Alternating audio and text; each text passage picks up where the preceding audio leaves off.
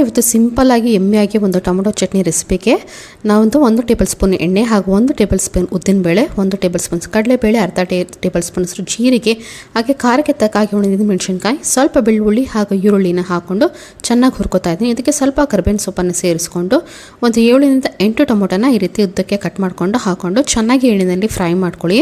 So ಎಣ್ಣೆಯಲ್ಲಿ fry ಮಾಡಿಕೊಂಡು ಸ್ವಲ್ಪ ಬೇಯೋದಕ್ಕೆ ಬಿಡಬೇಕು. ಸೊ ಟೊಮೊಟೊ ಎಲ್ಲ ಸ್ಮ್ಯಾಶ್ ಆಗಬೇಕು.